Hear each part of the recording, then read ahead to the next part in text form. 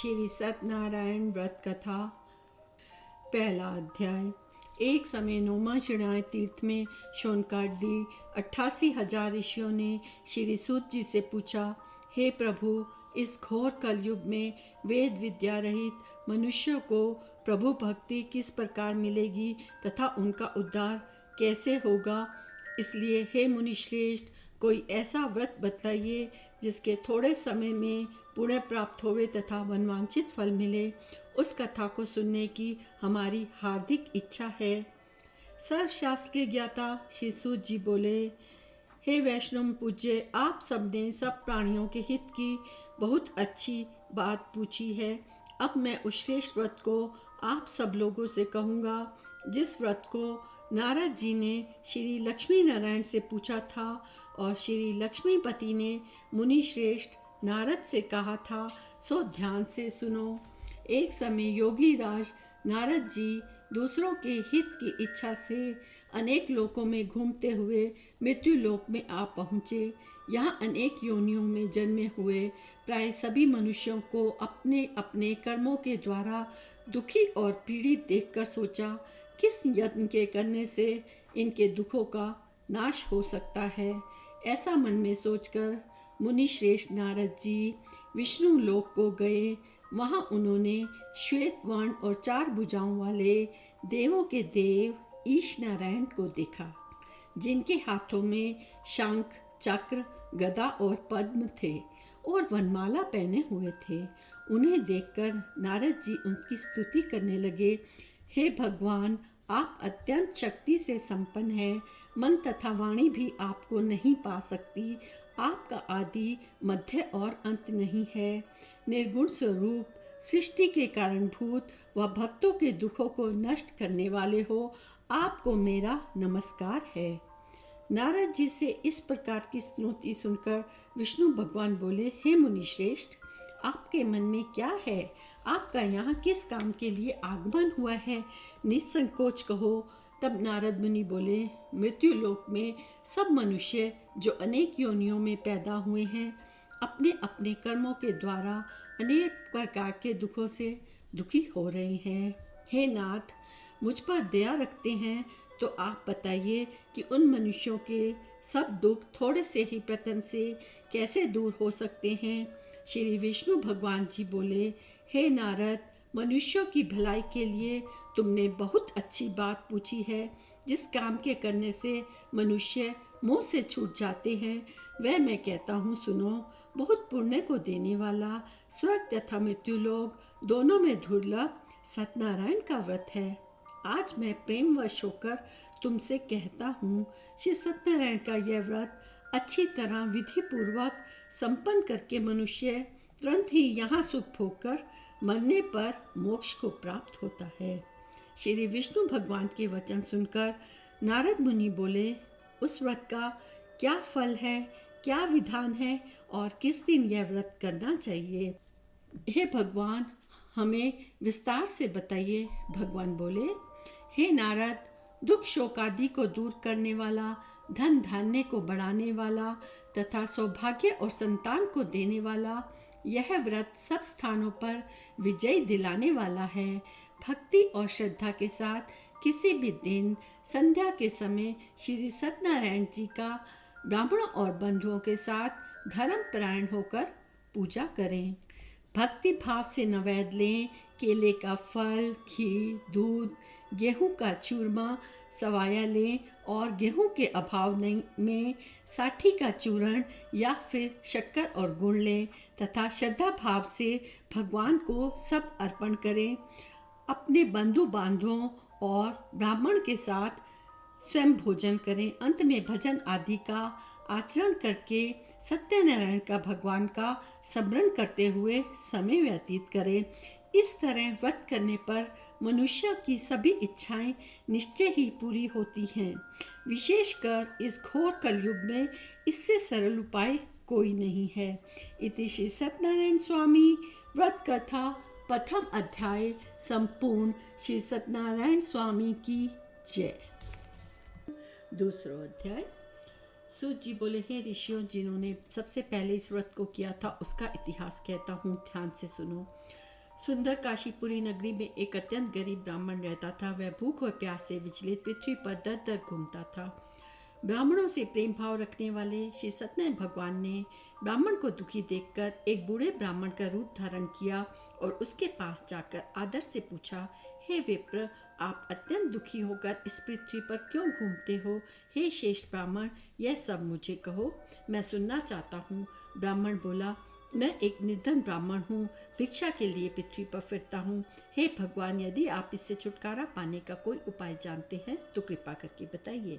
वृद्ध ब्राह्मण बोला, घोर कलयुग में श्री सत्यनारायण भगवान मनवांछित फल देने वाले हैं, इसलिए हे ब्राह्मण, तो उनका पूजन कर, जिसके करने से मनुष्य सब दुखों से मुक्त होता है।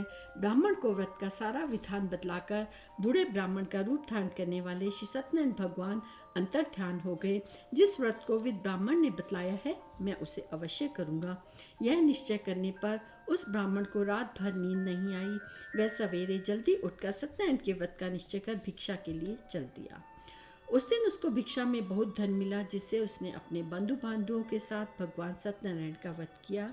इसके करने से वह ब्राह्मण सब दुखों से छूटकर अनेक प्रकार की संपत्तियों से युक्त हुआ। उस समय से वह ब्राह्मण हर मास व्रत करने लगा। इस तरह शास्त्र विधि भगवान के व्रत को जो भी श्रद्धापूर्वक करेगा, वह सब पापों से छूटकर मोक्ष को प्राप्त होता है। अब आगे मनुष्य श्री सत्यनारायण व्रत करेगा तो वह सब दुखों से छूट जाएगा। इस तरह नारद जी ने नारायण का कहा हुआ यह व्रत मैंने तुमसे कहा।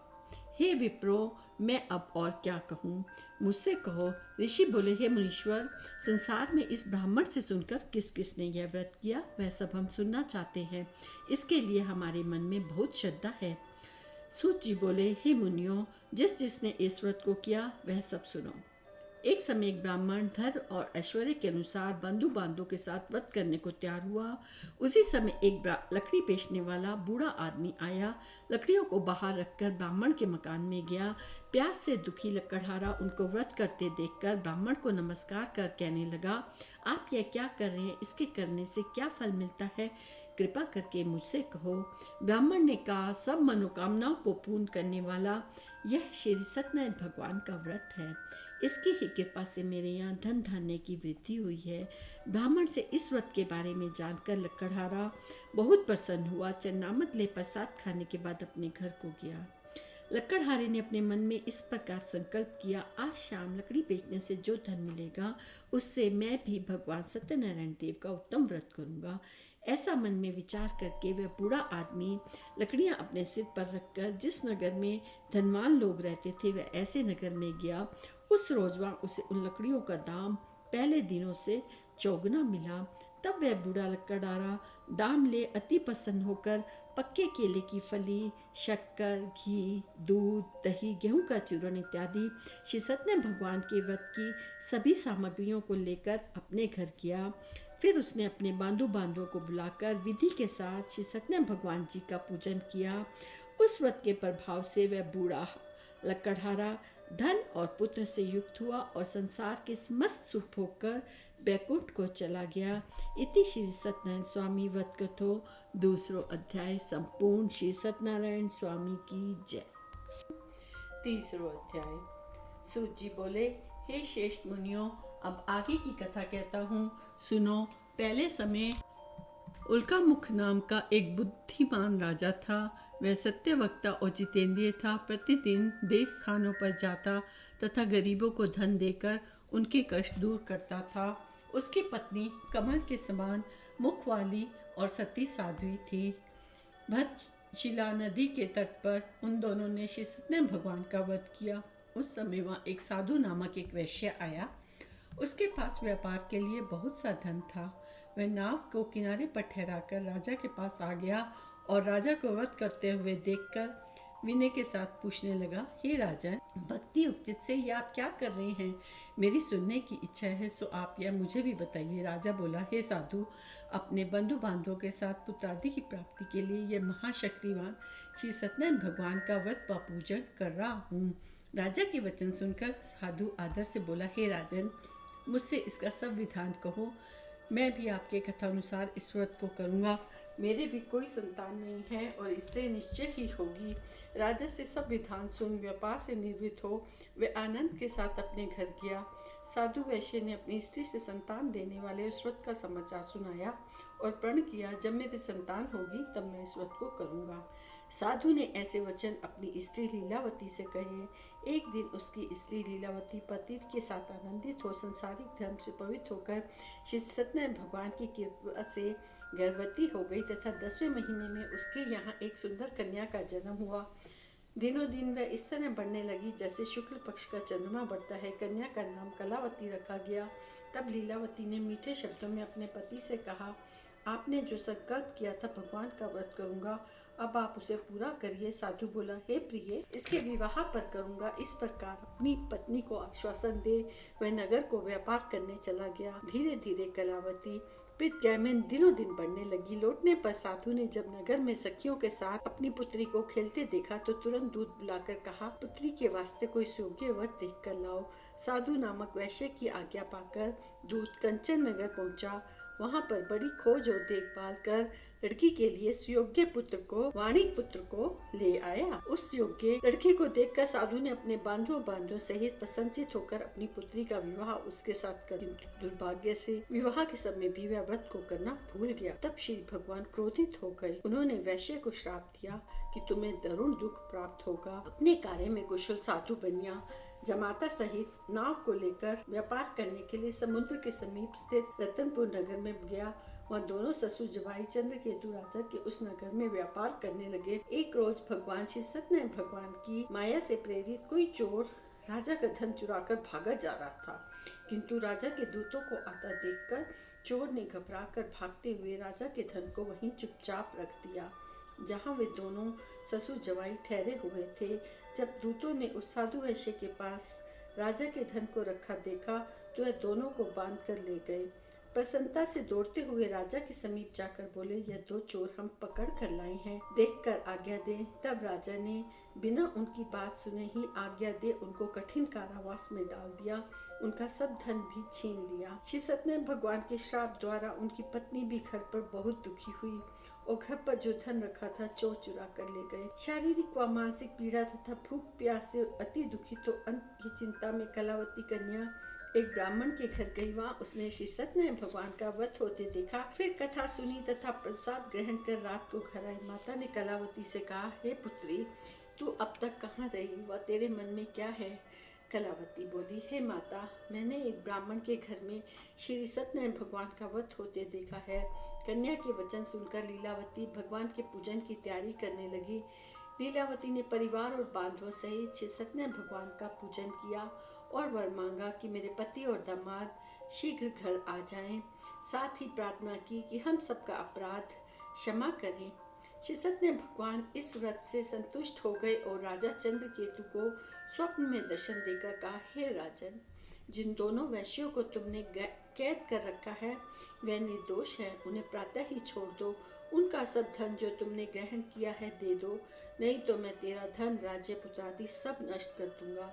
राजा से ऐसे वचन कहकर भगवान अंतर ध्यान हो गए। प्रातः काल राजा चंद्रकेतु ने सभा में अपना स्वप्न सुनाया और सैनिकों को आज्ञा दी कि दोनों वाणिक पुत्रों को कैद से मुक्त कर सभा में लाया जाए। दोनों ने आते ही राजा को नमस्कार किया। राजा मीठे वाणी में अपनी गलती की क्षमा मांगी और उनसे कोमल वाणी में बोला, हे महानुभावों, भाग्यवश आप लोगों को ऐसा कठिन दुख प्राप्त हुआ है, अब आपको कोई भय नहीं है। ऐसा कहकर राजा ने उनको नए नए वस्त्र आभूषण पहनाए तथा उनका जितना धन लिया था उससे दूना धन देकर आदर सहित उनको विदा किया। दोनों वैश्य अपने घर की ओर चल दिए। इति श्री सत्यनारायण स्वामी व्रत कथा 3रो अध्याय समाप्त। श्री सत्यनारायण स्वामी की जय। 4थो अध्याय। सूत जी बोले, वैश्य ने मंगलाचार करके यात्रा आरंभ की और अपने नगर को चला। उनके थोड़ी दूर निकलने पर दंडी वेशधारी श्री सत्यनारायण भगवान ने उनसे पूछा, हे साधु, तेरी नाव में क्या है? अभिमानी वाणिक हंसता हुआ बोला, हे दंडी, आप क्यों पूछते हैं? क्या धन लेने की इच्छा है? मेरी नाव में तो बेल और पत्ते भरे हैं। वैश्य का कठोर वचन सुनकर श्री भगवान ने कहा, तुम्हारा वचन सत्य हो। दंडी ऐसा कहकर वहां से चले गए और कुछ दूर जाकर समुद्र के किनारे बैठ गए। दंडी के जाने पर वैश्य ने नित्य क्रिया के बाद जब नाव को ऊंची उठी देखा तो अचंभा किया तथा नाव में बेल और पत्ते आदि देखकर मूर्छित हो जमीन पर गिर पड़ा। फिर मूर्छा खुलने पर अत्यंत शोक प्रकट करने लगा। तब उसका दामाद बोला कि आप शोक ना करें, यह दंडी महाराज का श्राप है, अतः उनकी शरण में चलना चाहिए, तभी हमारी मनोकामना पूरी होगी। दामाद के वचन सुन वह दंडी महाराज के पास पहुंचा और अत्यंत भक्ति भाव से नमस्कार करके बोला, मैंने जो आपसे असत्य वचन कहे थे उनको क्षमा करें। ऐसा कहकर महान शोकातुर हो रोने लगा। तब दंडी भगवान बोले, हे वाणिक पुत्र, मेरी आज्ञा से बार बार तुम्हें दुख प्राप्त हुआ है, तू मेरी पूजा से विमुख हुआ है। साधु बोला, हे भगवान, आपकी माया से मोहित ब्रह्मा आदि भी आपके रूप को नहीं जानते, तब मैं अज्ञानी कैसे जान सकता हूँ। आप प्रसन्न होइए और मैं सामर्थ्य के अनुसार आपकी पूजा करूँगा। मेरी रक्षा करो, पहले के समान नौका में धन भर दो। उसके भक्ति युक्त वचन सुनकर श्री सत्यनारायण भगवान प्रसन्न हो गए और उसकी इच्छा अनुसार वर देकर अंतर्ध्यान हो गए। तब उन्होंने नाव पर आकर देखा कि नाव धन से परिपूर्ण है। फिर वह भगवान सत्यनारायण का पूजन कर साथियों सहित अपने नगर को चला। जब वह अपने नगर के निकट पहुंचा तो उसने अपने एक दूत को घर भेजा। दूत ने साधु नामक वैश्य के घर जा उसकी स्त्री को नमस्कार कर कहा, आपके पति और दामाद इस नगर के समीप आ गए हैं। ऐसा वचन सुन साधु की स्त्री ने बड़े हर्ष के साथ सत्यदेव का पूजन कर पुत्री से कहा, मैं अपने पति के दर्शन को जाती हूँ, तू कार्य पूर्ण कर कर शीघ्र आ जाना। परंतु माता के ऐसे वचन सुनकर भी कलावती प्रसाद छोड़कर पति के दर्शन के लिए चली गई। प्रसाद की अवज्ञा के कारण सत्यदेव ने फिर रुष्ट हो गए और उसके पति को नाव सहित पानी में डुबो दिया। कलावती अपने पति को ना देखकर रोती हुई जमीन पर गिर गई। इस तरह नौका को डूबा हुआ तथा कन्या को रोता हुआ देखकर साधु दुखित हो बोला, हे भगवान, मुझसे या मेरे परिवार से जो भूल हुई है उसे क्षमा करो।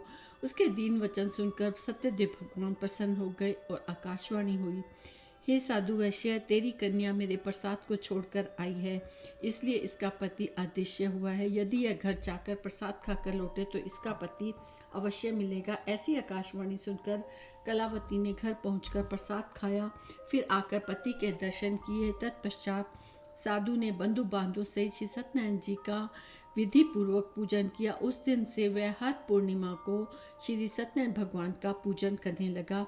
फिर इस लोक को सुख होकर अंत में स्वर्गलोक को गया। इति श्री सत्यनारायण स्वामी व्रत कथा चौथो अध्याय संपूर्ण। श्री सत्यनारायण स्वामी की जय। 5वां अध्याय। सूत जी बोले, हे ऋषियों, और भी कथा कहता हूँ, सुनो। प्रजा पालन में लीन तंजध्वज नाम का एक राजा था। उसने भी भगवान का प्रसाद त्याग कर बहुत दुख पाया। एक समय राजा वन में जाकर वन्य पशुओं को मारकर वट के पेड़ के नीचे आया। वहाँ उसने ग्वालों को भक्ति भाव से बांधव सहित श्री सत्यनारायण भगवान का पूजन करते देखा। परंतु राजा देखकर भी अभिमानवश ना तो वहाँ गया, ना सत्यदेव भगवान को ही नमस्कार किया। जब ग्वालों ने भगवान का प्रसाद उसके सामने रखा तो वह प्रसाद को त्याग कर अपनी सुंदर नगरी को चला। वहाँ उसने अपना सब कुछ नष्ट पाया तो वह जान गया कि यह सब भगवान सत्यदेव ने ही किया है। तब वह विश्वास कर उसी स्थान पर वापस आया, ग्वालों के समीप गया और विधि पूर्वक पूजन कर प्रसाद खाया तो श्री सत्यनारायण भगवान की कृपा से पहले जैसा था सब वैसा ही हो गया। दीर्घकाल तक सुख भोगकर मरने पर स्वर्गलोक हो गया। जो मनुष्य इस परम दुर्लभ व्रत को करेगा, भगवान की कृपा से उसे धन धान्य की प्राप्ति होगी। निर्धन धनी और बंधन से मुक्त होकर निर्भय हो जाता है। संतानहीनों को संतान प्राप्त होती है तथा सब मनोरथ पूर्ण होकर अंत में वैकुंठ धाम को जाता है। जिन्होंने पहले इस व्रत को किया, अब उनके दूसरे जन्म की कथा कहता हूँ। वृद्धशतानंद ब्राह्मण ने सुदामा के रूप में जन्म लेकर मोक्ष को पाया। उल्का मुख नाम का राजा दशरथ होकर वैकुंठ को प्राप्त हुआ। साधु नाम का वैश्य ने धर्मात्मा व सत्य प्रतिज्ञा राजा मनोध्वज बनकर अपने पुत्र को आरे से चीरकर मोक्ष को प्राप्त किया। महाराजा तंजध्वज ने स्वयं भू मनु होकर भगवान में भक्ति युक्त हो कर्म कर मोक्ष को प्राप्त किया। लकड़हारा भील अपने अगले जन्म में गु नामक निषाद हुआ, जिसने भगवान राम के चरणों की सेवा कर मोक्ष को प्राप्त किया। इति श्री सत्यनारायण स्वामी व्रत कथा संपूर्ण। श्री सत्यनारायण स्वामी की जय। भजमन नारायण नारायण नारायण, लक्ष्मी नारायण नारायण नारायण, सत्य नारायण नारायण नारायण।